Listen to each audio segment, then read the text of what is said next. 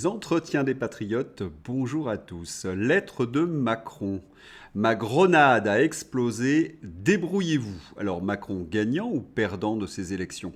Avant de répondre à cette question et traiter de nombreux sujets d'actualité, vous connaissez le rituel sur cette chaîne, je commence toujours mon entretien par remercier ceux qui m'ont permis justement de le produire, car ils m'ont financé à l'aide des merci rémunérateurs. Et aujourd'hui sont à l'honneur des fidèles parmi les fidèles, Philippe Bohen, Claudine Waron, Claire Diploc, Nadine Briand, Françoise Domanger, Caroline Darbini, Michel C. et Mister Guili Guili. Merci à eux du fond du cœur. Et puis je tenais à vous remercier pour votre soutien indéfectible. Oui, il faut aider la réinformation. Vous savez tous comment faire. Levez le petit pouce, diffuser sur d'autres réseaux sociaux ou écrire de gentils messages. Mais revenons sur l'information que j'ai développée hier. Comment la Maison-Blanche a caché le déclin physique de Joe Biden. Vous ne trouvez pas qu'il y a quelque chose qui ne va pas dans ce titre ? Alors certes, c'est bien l'entourage de Biden qui a menti et caché l'état de santé de Joe. Mais c'est également tous les démocrates et surtout les merdias démocrates. Le vrai titre, comment les merdias démocrates ont manipulé l'opinion au sujet de la sénilité de Joe Biden. Et d'ailleurs, comment manipule-t-on l'opinion ? Démonstration. Les images de Joe Biden trébuchant ou cherchant l'air perdu, comment descendre d'une estrade, étaient depuis longtemps diffusées sur Fox News, la chaîne conservatrice, et dans tous les médias de la réinformation. Dans les médias républicains, le président démocrate était décrit depuis le début de son mandat comme un vieillard sénile entre les mains de son entourage. C'était, paraît-il, une théorie du complot. Les démocrates prenaient systématiquement le contre-pied de ces attaques. Toute question sur l'âge ou l'état physique du président relevait de la propagande républicaine. On rétorquait que les images de Biden étaient éditées, montées, sorties de leur contexte. Un néologisme avait même été inventé pour les désigner. Sheepfakes, des fausses vidéos au rabais. Ces absences momentanées ou ces discours confus étaient expliqués par un bégaiement que, selon la légende, Biden avait mis des années à surmonter pendant sa jeunesse, ou par sa tendance à gaffer dont lui-même avait l'habitude de se moquer. Vous avez repéré tous ces éléments de manipulation. Le premier, c'est toujours le même, que ce soit pour la pandémie ou sur d'autres sujets, il est interdit de voir et il est donc interdit de questionner. Vous ne voyez pas ce que vous voyez. Et si vous voyez, c'est que vous êtes un Trumpiste, un complotiste, un anti-vax ou Dieu sait quoi. Deuxième élément, minimiser. C'est possible que Joe Biden ait quelques passages à vide, mais vous n'avez strictement rien compris. Vous êtes idiot en somme. Vous n'avez pas le niveau pour juger Joe Biden. Troisièmement, cela va avec la minimisation, l'élément diabolisant. Pour couper toute discussion, donc, tous ces journalistes et tous ces démocrates, ils forgent des concepts. Ça, c'est le sheepfakes. Sheepfakes a une connotation très claire. Ceux qui véhiculent les vidéos de Joe Biden sur les réseaux sociaux, eh bien, comment dirais-je, ce sont des ploucs, des déplorables, des débiles. Ah, le mépris, le mépris. Nous le subissons à chaque fois. Rappelons-nous l'épisode des Gilets jaunes, les résistants pendant la pandémie, les défenseurs des libertés depuis 4 ans contre Emmanuel Macron. Toute critique vous vaut d'être exclu dans une certaine mesure socialement. Et vous êtes exclu ni plus ni moins des médias. Lamentable, et cela en dit très très long sur ce qu'ils sont. Et enfin, vous l'attendez tous, la fausse explication rationnelle, le fameux narratif mensonger. Non, non, Biden n'est pas débile. Il est au contraire quelqu'un de courageux, inversion accusatoire, qui a vaincu son bégaiement et il est drôlement sympa avec toutes ses gaffes. Remarquez pour le coup l'explication simpliste qu'ils ont imposée aux médias. Et ce qui est complètement dingue, par les médias français. Je vous ai montré ces articles du Monde, de BFM, de LCI, de France 2. Les médias sont les premiers vecteurs de propagande et de manipulation. Et il faut que le danger soit bien grand pour eux, pour qu'ils avouent devant le peuple américain qu'ils ont menti pendant 4 ans. Et on le sait, quel est le danger ? Il n'y a plus de donateurs pour la campagne démocrate. Il n'y a plus les sous-sous. Et ils vont vers une défaite aux élections de novembre. Allez, Un drôle de lit. Si vous plissez les yeux, vous allez peut-être reconnaître quelqu'un. Vous le reconnaissez?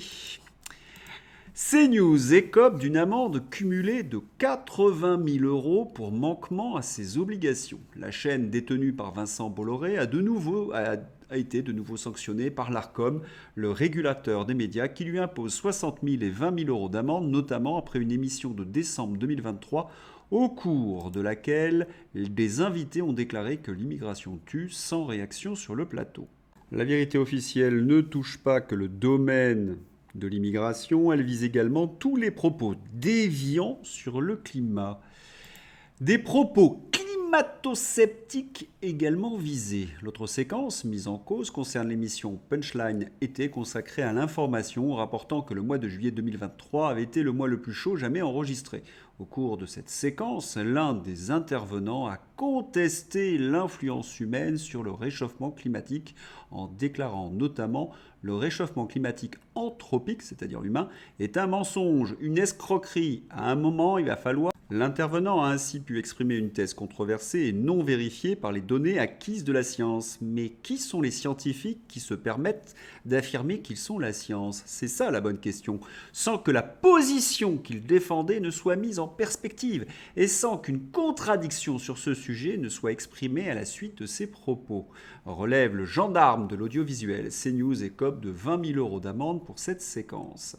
C'est mon intervention sur CNews, le 8 août 2023, qui est condamnée par l'Arcom, alors que je tiens un discours scientifique et qu'il y a une contradictrice, Elena. Ce n'est rien d'autre que du fascisme. Je continuerai. La vidéo est dans ma description, jugez par vous-même. Ce n'est pas un scoop, il y a donc une police de la pensée en France, avec de drôles de délateurs. Oui, c'est Cota Climat qui a dénoncé Philippe Herrlin. Historique, l'Arcom nous donne raison et sanctionne financièrement CNews pour climato-scepticisme sans contradiction. Bolosphère, propos sur l'immigration et l'environnement, l'Arcom sanctionne CNews pour manquement à ses obligations. Mais qui est ce Cota Climat? Ça se présente comme une association. Nous œuvrons avec les journalistes et la société civile pour un meilleur traitement médiatique des enjeux liés au climat et à la biodiversité. Bon, vous l'avez compris, ce n'est pas une véritable association à but non lucratif. Non, c'est un lobby financé par les Verts pour essayer de placer leurs idées dans le débat. Leur méthode, eh bien, vous l'avez vu avec Philippe Herrlin, c'est la délation ou l'intimidation. Exemple en image avec BFM TV. Aucune journée de chaleur à Paris depuis le début de l'année 2023. Choix éditorial. Avec ce visuel, BFM TV informe que pour la première fois depuis 14 ans, aucune journée n'a dépassé les 25 degrés cette année à Paris. Si cette info est factuellement correcte, la mettre en avant interroge. Oui, elle risque d'alimenter le climato-scepticisme. Inutile de s'attarder, je pense que vous avez compris. Pour Cota Climat, ce n'est pas la liberté d'informer qui est dans notre constitution, qui est le plus important, le débat, le factuel. Non, le plus important, c'est de défendre leurs fonds de commerce parce qu'ils ont peut-être peur pour leurs subventions. Et pour cela, ils sont prêts à exiger la censure. Assez incroyable, les responsables de Cota Climat et de l'Institut Rousseau, engagés dans le lobbying auprès de l'Assemblée nationale pour faire taire la critique du catastrophisme écolo, sont dirigés par des assistants parlementaires et un haut fonctionnaire de l'Assemblée nationale. Quel mélange des genres! L'association Cota Climat, qui propose une loi pour pénaliser la minimisation de la crise écologique, est fondée et dirigée par 3 collaboratrices parlementaires, dont l'une travaille avec la députée Renaissance, Sandrine Lefeur. Voilà, que ça soit Rudy Reichstadt avec Conspiracy Watch ou Cota Climat, on retrouve toujours les mêmes donneurs d'ordre. Oui, il faut aller vers l'Élysée. Et on ne s'étonnera pas dans ces conditions que Cota Climat s'attaque aux opposants politiques d'Emmanuel Macron. C'est un cri d'alerte que nous étions nombreux à attendre des médias. Libé consacre sa une aux conséquences écologiques et sanitaires de l'arrivée du Rassemblement national au pouvoir.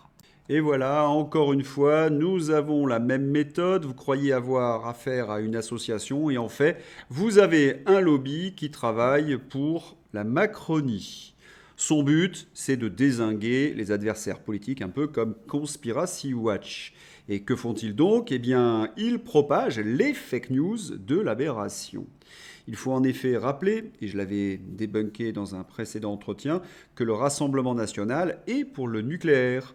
Et donc, le nucléaire a un meilleur bilan carbone que le mix éolien solaire charbon. Ces quotas climat, ce sont des propagandistes à la petite semaine. Tenez, une nouvelle qui va pas leur plaire. Mise à jour de l'étendue de la grande barrière de corail en Australie. Les prédictions alarmistes se sont encore totalement plantées, une de plus. Et elle est depuis 3 ans à son maximum historique depuis 1986. Pour info, elle représente en surface 30% des coraux dans le monde. Est-ce qu'on doit énumérer toutes les prévisions fausses qu'ils nous ont imposées depuis 20 ans? Non, je n'ai pas le temps, cela durerait des heures. J'évoquais il y a quelques instants la police de la pensée. Est-ce qu'il n'y a pas un média qui incarne bien cette police de la pensée? Vous avez trouvé? Bien sûr, Mediapart. Mediapart décompte désormais les députés selon leur couleur de peau pour souligner que l'Assemblée reste blanche. La nausée. Je procède immédiatement à un signalement au procureur de la République face à ces méthodes contraires à nos lois et à nos valeurs républicaines. C'est quand même paradoxal. Cette gauche est obsédée par la notion de race. Il y a un autre paradoxe que dénonce Christine Kelly au sujet de cette gauche. Oui, elle demande à la gauche d'arrêter de casser les noirs qui réussissent. Elle demande à la gauche d'arrêter de valoriser les délinquants d'origine étrangère. Vous avez son intervention dans ma description. Si je devais un petit peu résumer la situation entre la gauche et la droite. La gauche préfère Joe Star, Assa Traoré et Taaf Bouaf, et la droite, elle préfère Christine Kelly, Léopold Senghor ou Idriss Aberkane. C'est une question de valeur. Voilà, est-ce que l'on peut encore appeler les gens qui travaillent à Mediapart journalistes? Vous en connaissez beaucoup dans le monde de ces journalistes qui appellent à censurer leurs confrères. Quand des journalistes appellent à censurer des médias, le vrai fascisme est là. L'Arcom a une responsabilité historique. Arrêtez la machine Bolloré. Karine Fouteau, présidente de Mediapart, dans notre émission en accès libre sur Mediapart. Oui, elle était vraiment en roue libre. Alors au lieu de vouloir faire censurer une chaîne d'infos, car les propos qui y sont tenus ne leur conviennent pas, il ferait mieux de se concentrer sur les vrais scandales dans le milieu audiovisuel, notamment la connivence qui existe entre les journalistes et la politique. Car en plus, à Mediapart, ils savent faire et ils le font plutôt bien. Bon, on est obligé de remarquer essentiellement contre leurs ennemis politiques. Dans n'importe quelle démocratie mature, cette enquête édifiante de Mediapart sur la connivence totale entre une chaîne TV, son état-major et un ex-président de la République, Sarko, sur fond de manipulation médiatique, provoquerait un scandale national. Mais nous sommes en France. Et oui, des textos révèlent comment BFM s'est mise au service de Sarkozy, le boss. Et on reconnaît sur les images qui illustrent ce tweet Rutel Krief, Bruno Jeudi. Mais ce sont des journalistes qui défendent aujourd'hui Emmanuel Macron. Qu'est-ce qu'ils attendent à Mediapart pour nous expliquer les collusions de la presse actuelle avec le pouvoir en place? Allez, encore un effort, messieurs de Mediapart.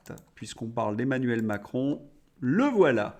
Inattendu, le bloc macroniste est en cours d'implosion à l'Assemblée nationale. Sur 100 députés élus le 7 juillet, au maximum 40 ont signé leur rattachement au groupe macroniste Renaissance. Plusieurs dissidents veulent même créer leur propre groupe parlementaire par ailleurs. La Macronie est une infamie, oui, il faut s'en débarrasser. Et l'explication en est simple, hein. Il y a une déroute du camp macroniste et c'est un peu sauf qui peut. Chacun espère conserver une grande part du gâteau. Conciliabule secret des rivaux de la Macronie. Attal, Darmanin, Borne. Les 5 ténors macronistes ont tenté de se mettre d'accord sur une partie de non-agression pour les postes clés, dont la présidence du groupe, sans y parvenir. Quant à Gérald Darmanin, il est en train de faire cavalier seul. Gérald Darmanin déclare qu'il ne peut pas accepter un gouvernement avec les écologistes Sandrine Rousseau et Marine Tondelier. qui accepterait un gouvernement avec Darmanin?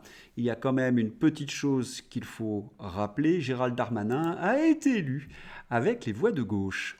Désormais, est-ce qu'il y a un seul Français qui a encore des doutes de la grande magouille qui s'est passée dimanche? Je ne crois pas parce que même les journalistes la dénoncent. Le coup de gueule d'Olivier Truchot dans les grandes gueules contre Maud Bréjon. Vous allez rendre fous vos électeurs. Ce n'est pas la démocratie de dire une fois tout le monde contre le Rassemblement national, puis tout le monde contre le nouveau Front populaire. D'autant qu'Édouard Philippe a essayé d'approcher ce Rassemblement national qui fut diabolisé par la suite pour essayer de former une majorité. Le Rassemblement national a refusé. Vous avez donc trois possibilités qui ne fonctionnent pas. Vous avez Darmanin et Maud Bréjon qui aimeraient une alliance avec la droite, mais ils n'auraient pas la majorité. Vous avez la gauche qui aimerait une alliance entre elles, mais ils n'auront pas la majorité. Et vous avez Xavier Bertrand qui aimerait réunir le tout, mais personne ne veut travailler avec lui. Dans ce contexte, Emmanuel Macron a écrit une lettre aux Français. Première constatation sur la forme, Emmanuel Macron a préféré une lettre car ses conseillers ont fini par lui faire comprendre que lorsqu'il apparaissait à la télévision, les Français avaient la nausée. Deuxième constatation, l'esprit de la lettre, on pourrait la résumer ainsi, j'ai dégoupillé la grenade, et bien maintenant débrouillez-vous. Alors évidemment, ce n'est pas formulé de cette façon-là, c'est formulé de cette manière, c'est au chef de parti de trouver un accord. Et après, je pourrais nommer un Premier ministre. Il se moque vraiment de nous, Emmanuel Macron. Macron veut faire croire dans la lettre aux Français qu'en fait, ils ont voté pour une grande coalition de la gauche au LR, en gros une république en marche 2-0. Il nous a fait le même coup en 2017 et en 2022. Il fait mine de comprendre l'inverse de ce qui a été voté. Comme d'habitude, nous sommes dans le monde d'Orwell. Alors, Emmanuel Macron est-il le grand gagnant de cette séquence électorale? Certains l'affirment sur les réseaux sociaux. Mais je ne partage pas cet avis. La seule chose désormais que peut gagner Emmanuel Macron, c'est un peu de temps. Parce que pour le reste, certes, il a la tentation du coup de force avec l'article 16 dont je vous ai parlé hier, mais il n'a plus grand monde derrière lui. Il peut essayer de reconstituer une Macronie de zéro avec Xavier Bertrand Premier ministre ou Olivier Faure, mais sa majorité n'en veut pas.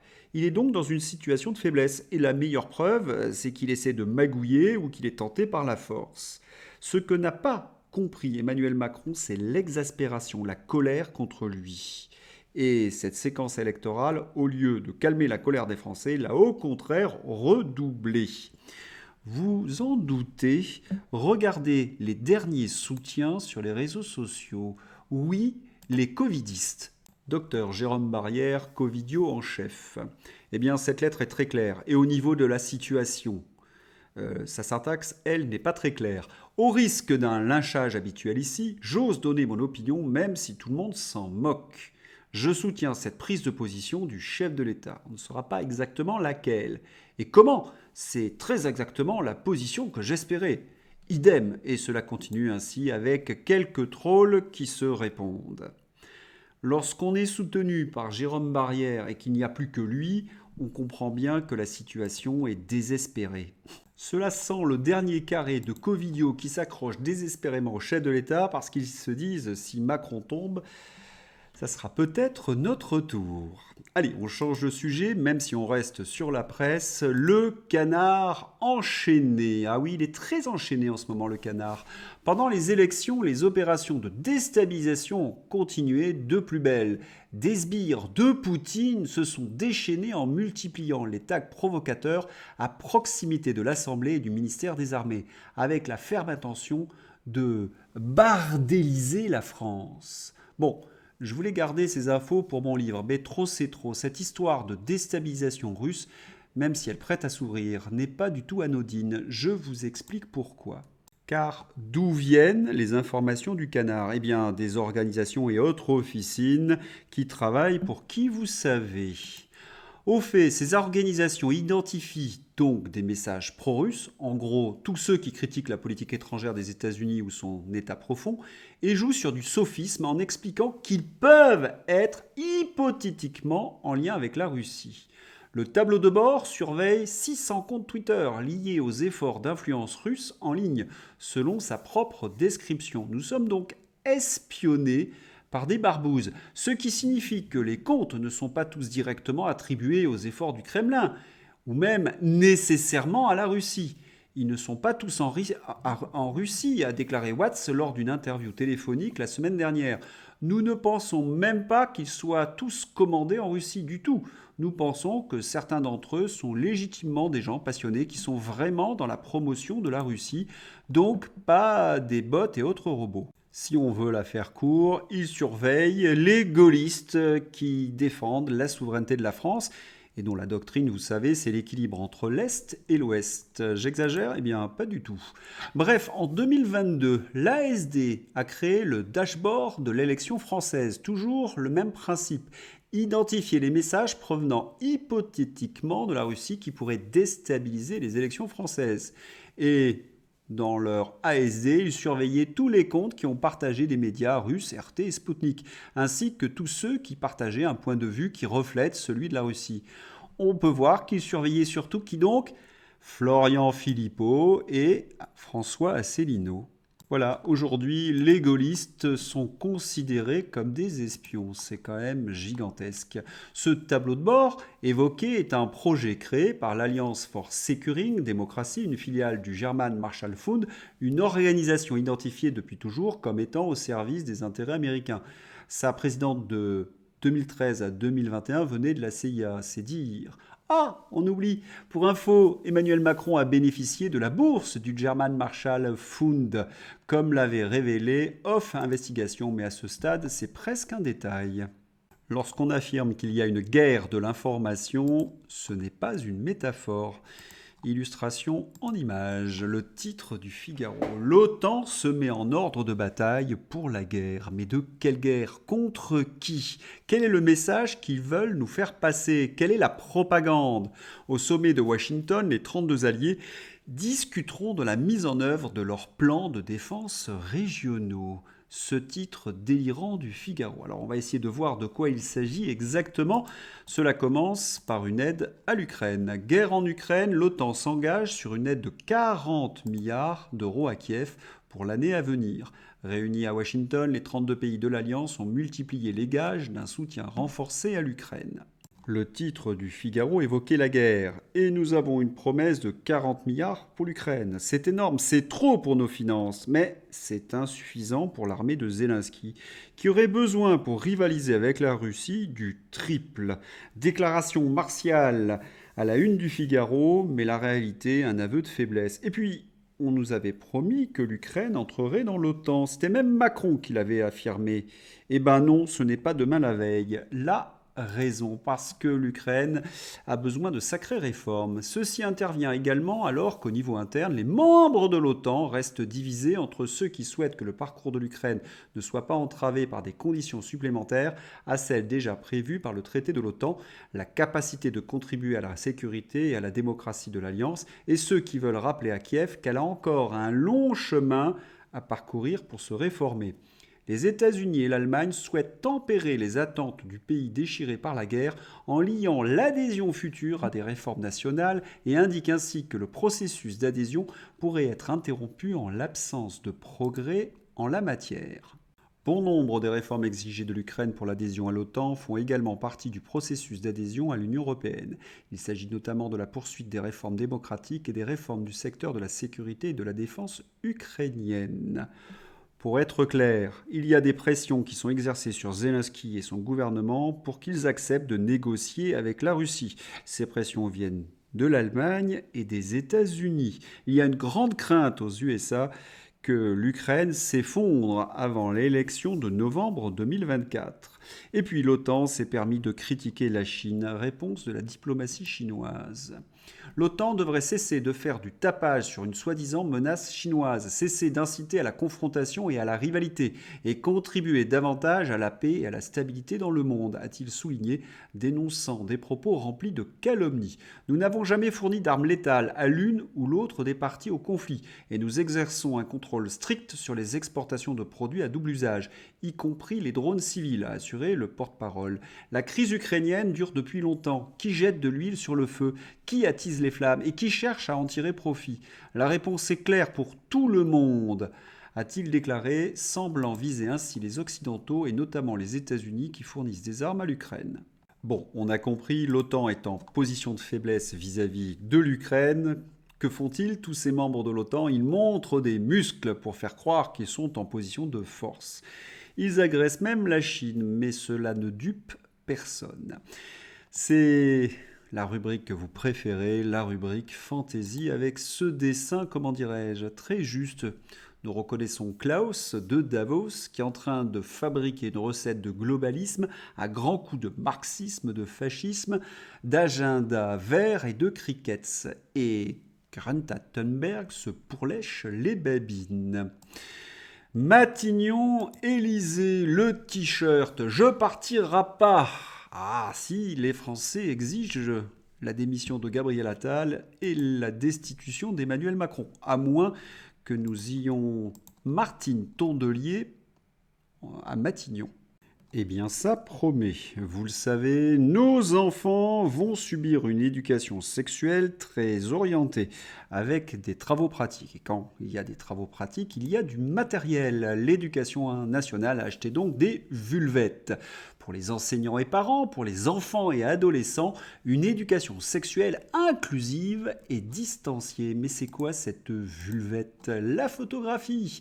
Que représente cette image? Une peluche abricot, un doudou pour chiot ou une vulve? Eh bien oui, c'est la 3. Bientôt, au coin poupée, les parents, à un moment donné, va falloir sortir du coma à moins que vous ne cautionnez. No comment, je pourrais devenir grossier. J'espère que vous avez apprécié ce numéro. Je suis un petit peu enrhumé, alors de temps en temps la prononciation est difficile. Je vous prie de m'excuser. Je vous souhaite une excellente soirée. À bientôt. Au revoir.